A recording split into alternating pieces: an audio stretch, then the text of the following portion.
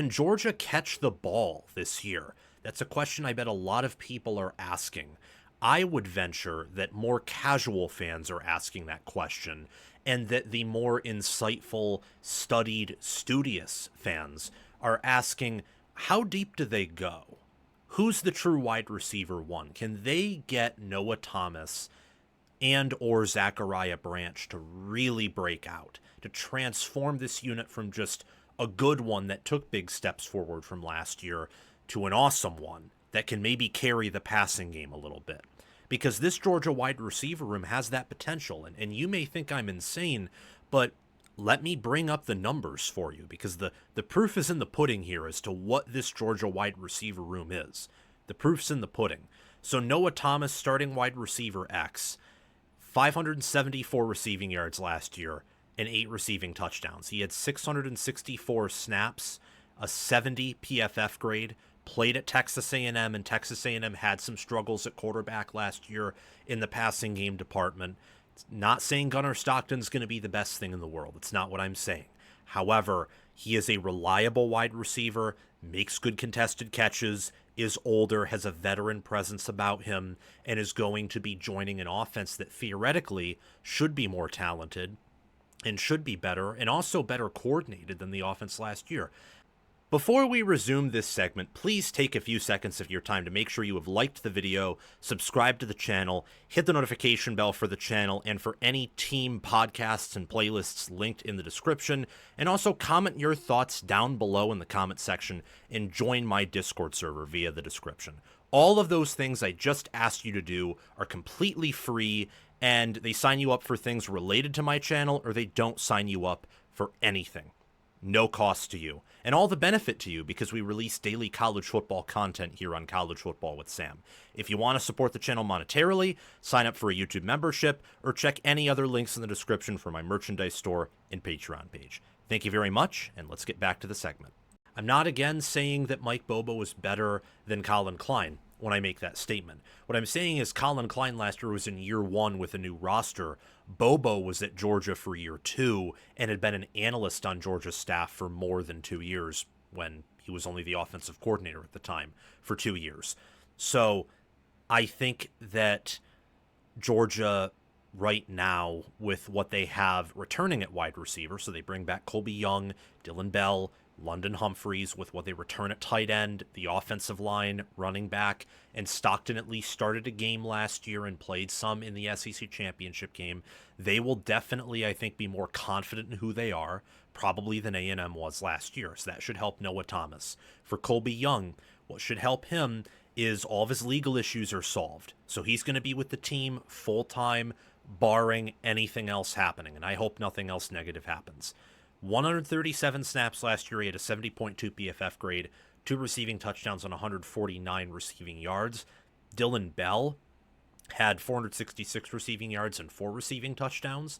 So right now, we are up to 14 receiving touchdowns. 14 with 3 players that we're talking about. And we still have 2 more left to go. Humphreys last year had 244 receiving yards and 2 touchdowns. And Zachariah Branch had 503 receiving yards and a receiving touchdown, with PFF grades in the 60s. This is a deep unit. Georgia, I think, this year could legitimately go 5 wide, and every receiver they have is a threat.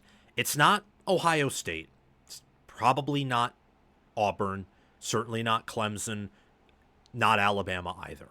But those are some of the best receiver rooms in the country. And with Georgia's style of ball, what we think they have on defense, what the offensive line based on recruiting and NFL development profiling says, and the fact that their running back room should be deeper and they return everyone at tight end, they should not need an elite wide receiver room to have an extremely productive offense.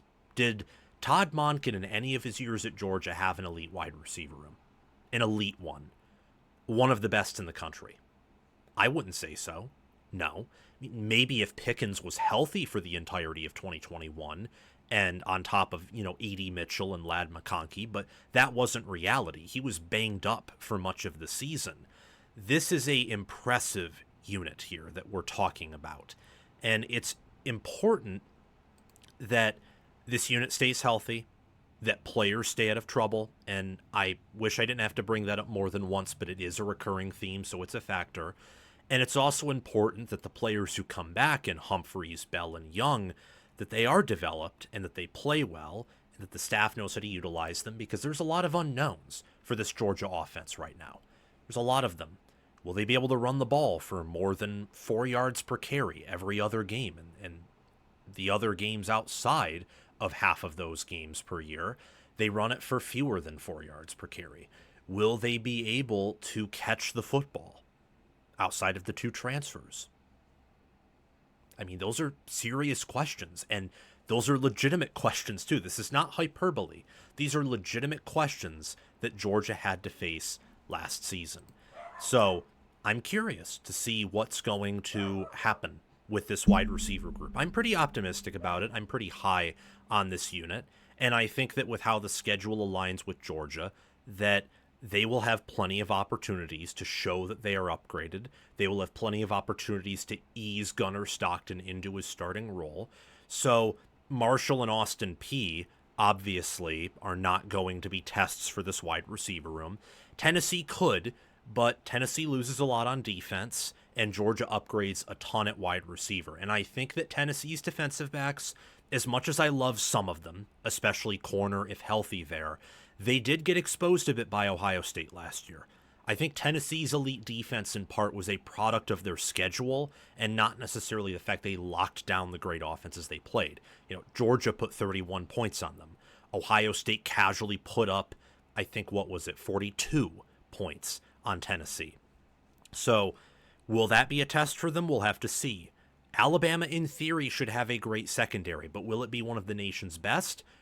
We'll have to see, much like whether or not Georgia's wide receiver group is great. I think that is the game to circle when it comes to making a full-on judgment with this unit.